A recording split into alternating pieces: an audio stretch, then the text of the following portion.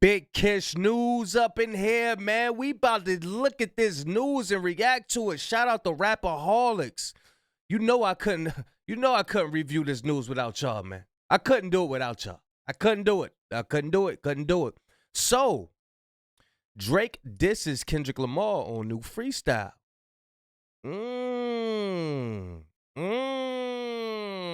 What y'all think about this? Yeah, we about to react to, we gonna see, we did it on the other channel, but we like to get different perspectives.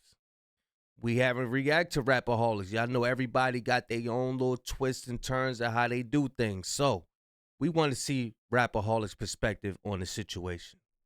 Without further ado, let's get to this news, y'all. Let's get it.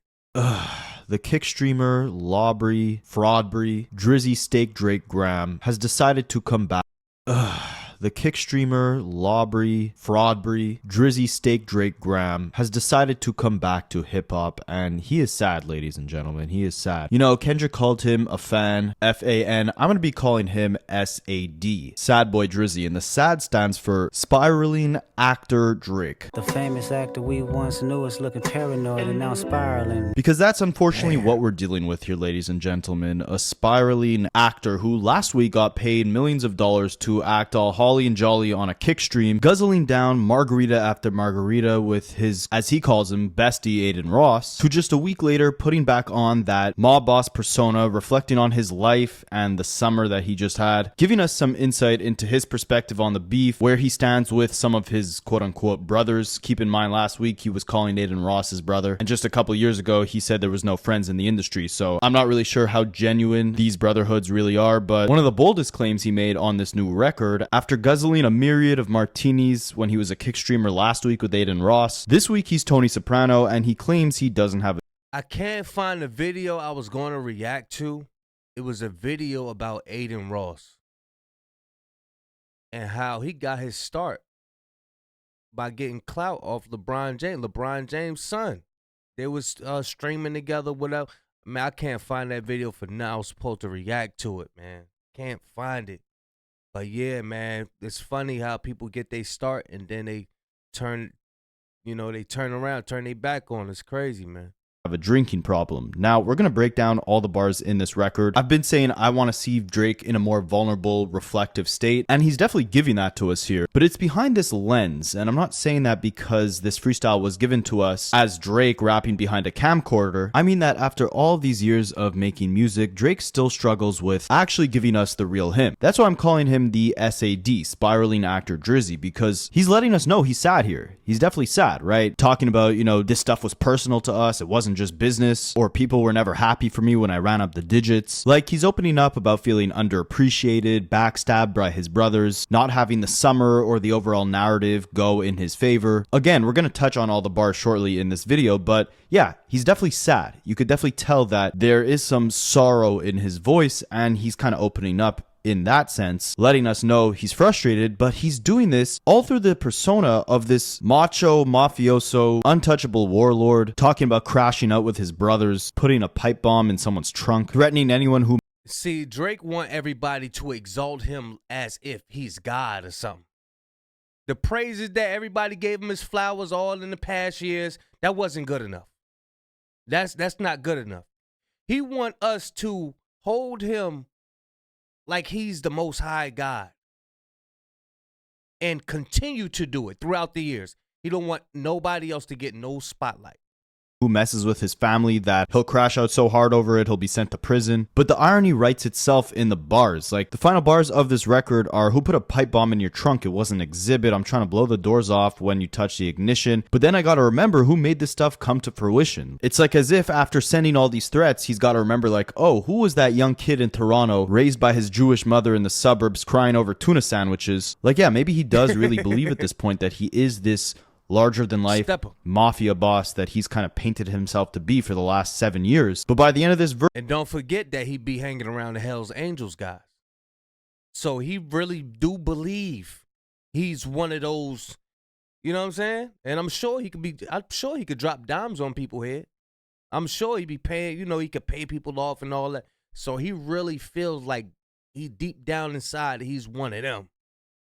verse, he even has to remind himself who made this stuff come to fruition. At the end of the day, right now, he's just a sad actor spiraling. All this tough talk isn't truly him, but it's that tough front that he puts on that restricts Drake from actually being relatable at this point in his life and his career. There's not one point in this song where you feel like he's even in touch with the narrative being painted against him, who's really for or against him, what his next move should be. And in a lot of ways, this current Drake, this Drake rapping on this new freestyle, reminds me of the character Tony Soprano. Not because Drake really is that tough mafia boss like Tony was, but by the end of The Sopranos, Tony ended up paranoid that everyone was out to get him. He had a lot of people who respected him and worked under him, but as his wife Carmela puts it, he had no real friends. Everyone laughed at his jokes. Everyone kissed his butt because he was the boss. They had to. He had the power. But the power, the money, the notoriety, the backstabbing from the people within his inner circle drove Tony to only care about money and power and lose his ability to heal, look within, reflect, grow as a person. No matter how many sessions he had with his therapist, he was never actually able to make progress and break out of that toxic life of crime that he was a part of. And it's very similar with Drake's situation, which is ironic because he's always painting himself to be this mafia figure. And maybe that's why I'm using Tony as an example. If you've never watched The Sopranos, then I'm sorry for this whole rant, but do yourself a favor and watch The Sopranos. But yeah, it seems like at this point in Drake's career, he's become so diluted with the fake Hollywood friendships, the overindulgence in materialism, the obsessive crave for more and more power and attention. And just like Tony, who, I mean, even after he was shot by his uncle and nearly met his demise, he still had to put on a tough persona to the rest of his crew to let them know that he still is that boss. So he punched someone in the face, then quickly runs to the bathroom to start puking, but he'll do anything to uphold that facade. Same thing with Drake. It doesn't matter how many brothers he talks about losing on this song, or how many flaws he talks about inheriting from his father, or how sad he is about not getting celebrated. I probably seen like a half an episode of Sopranos, but I remember when it was out in the beginning, they showed Elizabeth, New Jersey. That's why I was born and part raised in Elizabeth, New Jersey. So I was like, oh snap, the Sopranos got Elizabeth, New Jersey. And that's the only thing I know about Sopranos. But there's so many movies you could tie Drake in with. Here's the Sopranos. Me, I like to go to Class Act with Duncan Penderhughes and Blade Brown. He would be Duncan Penderhughes and Blade Brown would be Kendrick. So if y'all haven't seen Class Act, go see Class Act, and this Drake and Kendrick. That's my Drake and Kendrick movie right there. And here's the Sopranos. But yeah, man, it's crazy. It's crazy. Everything that Dot said about him is coming out. It's coming out. His hands are being revealed, bro. And he's still trying to hide his hands. But we already see him. He's still trying to hide his hands. Dot revealed him like, oh, he got this car, he got a spade, he got a club, he got nothing but clubs in there. He like, no, I don't. I got all spade. I got a joker and everything. And we already seen it. He's still hiding his hands. Now I ain't mean to say a spade. He got nothing but clubs. That's all he got. For his accomplishments, all of these vulnerabilities, all of these sorrows he reflects on feel hollow because they're being discussed through the lens of someone who is more concerned with maintaining this caricature of a larger-than-life, intimidating, power-hungry, dominant threat in the music industry, rather than just simply being himself and, like Kendrick said, stripping the ego from the bottom. Understanding why these brothers, these so-called brothers, are turning on you, why there's no loyalty in your circle, why people aren't so quick to celebrate all of your accomplishments. Why are people saying that you're not that N-word, as you put it on the last bar of this record? Just like Tony Soprano, you fail to do that internal work, understanding the flaws of your own character and how to fix them because you're so focused on continuing to uphold this fake character that you felt has given you power and acceptance for so many years now. Like Kendrick said, you understood being a beard just fit you better. But as a result, your music and you as a human have gotten more and more unrelatable as the years have passed. And that's no different with this record. It's really exhausting to hear Drake not only uphold this character, but use the same flows, the same cadence, the same rhyme scheme that we've heard from him for so many years now. And I really did not want to make this a Drake hate video, but when this came out, man, was I disappointed because Drake has given us so many amazing vulnerable records early on in his career. Hey, us as content creators, you'd be like, damn, I don't want to do another Drake video. I don't want to do it. But he just forced you to do this shit. Like, everything he do is gonna be out there, and it's like, damn. You ain't got no choice but to do it because that's what everybody else is doing. Drake come out and do something. Everybody else is talking about it. You don't want to go and make a damn reaction video about sneakers. Like, are you forcing us to do this shit, man? Where are these bun, boy? Doing the 6 or Look What You've Done, talking about his tough relationship with his mother and the inspiration that she gave him. Songs like From Time or Marvin's Room, opening up on the vulnerabilities of some of his relationships, and more importantly, putting a magnifying glass on the mistakes he's made throughout those relationships. Or even touching on themes that are present in this song, like when he raps, "People were never happy for me when I ran up the digits." He touched on his shortcomings as a man dealing with fame in a much more mature way when he was a lot younger, ironically, on songs like The Ride or Successful. He's even done the mob boss persona better on tracks like Pound Cake, which was over 10 years ago back in 2013. But that's the problem. It's not just that Drake was a little more honest with himself back then, not playing this. Pound Cake, is that the one with Jay-Z? Be like, cake, cake, cake, cake, cake. Yeah, that was my shit back then. I got a pound cake.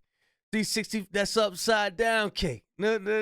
Yeah. Character, so it was a lot easier for him to open up and be more flexible in the subject matter or the introspection within his lyrics. But it was also the fact that back then he seemed a lot more inspired creatively. Like, I'm not going to play you this track because UMG already took it down off YouTube. I don't know how he even was able to release this with this whole petition thing that he has going on with UMG. But I'm not trying to have this copyright stricken. So me and you are going to rap the bars together as we break them down shortly in this video. But I just want to rap this song to you in the cadence Drake uses, and then rap a couple other Drake songs that he's released over the last few years, and you'll see how disgustingly similar, how recycled. That's what I said on the other channel. It's the same cadence. The same exact lazy. I used to call my friend and listen to tell him it's Christmas. For wishing. Nobody listen. Like, it's the same thing, bro. Switch your style up, man.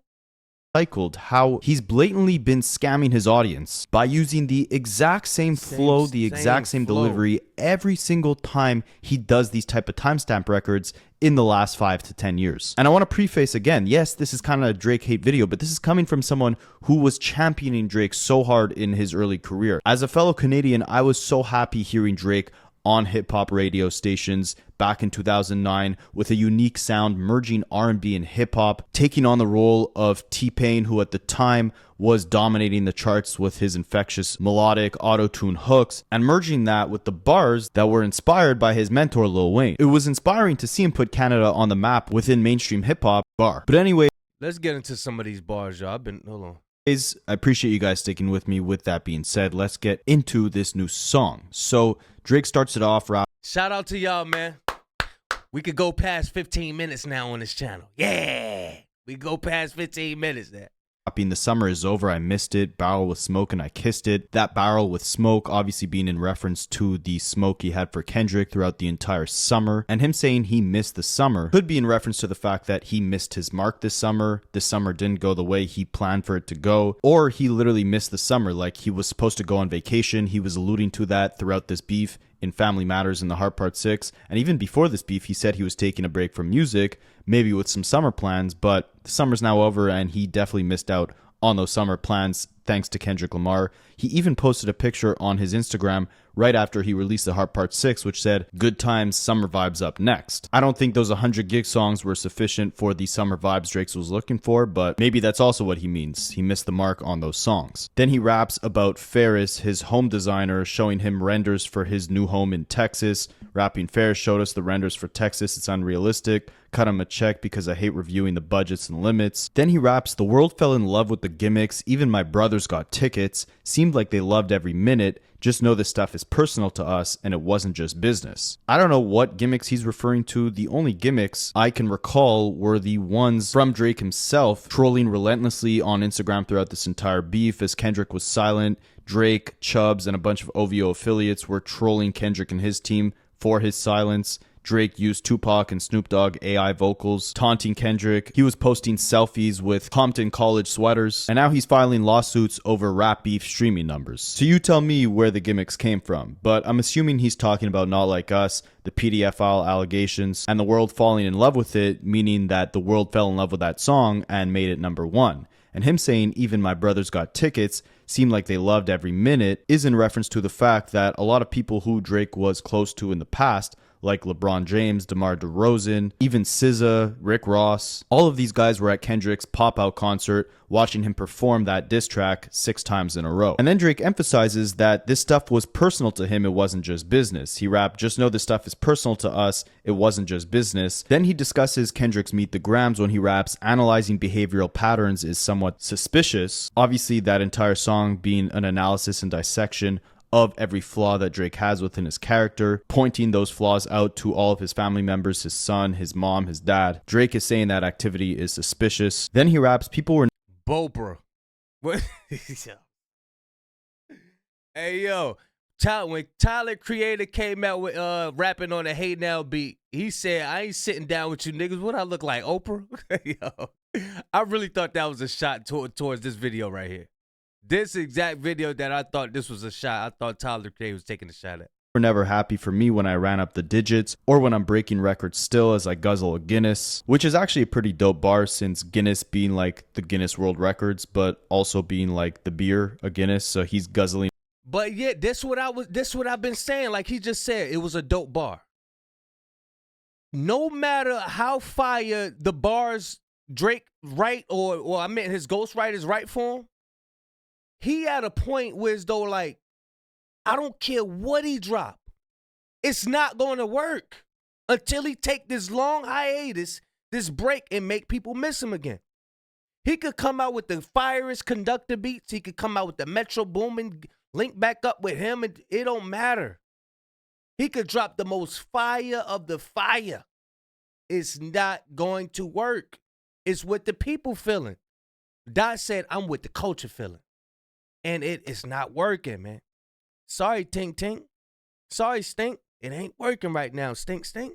A beer casually as he's breaking all these records. But it's interesting that he notes that people were never happy for him when he ran up the digits. It's the same sentiment he felt when he won the award from Billboard for Artist of the Decade, and he told Elliott Wilson and B-Dot that he felt like people weren't congratulating him the same way that they would his fellow rap peers, and he attributes it to the fact that he's biracial, saying that when he won Artist of the Decade, no one was making the headline, a black man won Artist of the Decade. He had similar bars on his 2023 song Wickman, rapping, white America say I'm becoming a threat, black America. Like Pusha T said, why haven't you spoken on the tragic events going on in the black community? So if you're not representing the people not going to represent you. What'd he say? Pusha T said he's quiet in all black situation that be happening. He's quiet. He don't be saying nothing. He don't speak out, nothing. So how you expect for people? And I don't want to hear that ain't nobody speak up for Drake. Man, people upheld you for so long, bro. You just don't want to face it, bro. Every dog has his day. Now live in your purpose, man. America loved to remind me what my mama looked like, as if I'd ever forget. I'm never enough. Much to their dismay, I'm leveling up. So yeah, he still feels like while he's breaking these records, people are never truly happy for him, or he doesn't feel like he's enough. Then he reflects man, listen, on... bro, you ain't about to have me all depressed and shit, man. No, hey, yo, y'all go look at that on your own, man. Because really, when you breaking down this freestyle, he wants you to be... You know misery loves company. And that's what Drake is doing. He's trying to get everybody to be miserable. We got to stay on that Not Like Us vibe. Dun, dun, dun, dun. Hey, now, say now. I'm all about my... Dot trying to have us communicating and gathering together and partying. He want us to have us in his misery. I ain't even about to react to the rest of this, man. Y'all go watch it on your own, man. Shout out to Rapaholics putting in that work. Man, you already know how we feel. We rocking with you over here. But Big Kiss News, we out of here. We ain't about to be all depressed with Drake, bro. We not doing this, man. I'm gone, y'all. For real.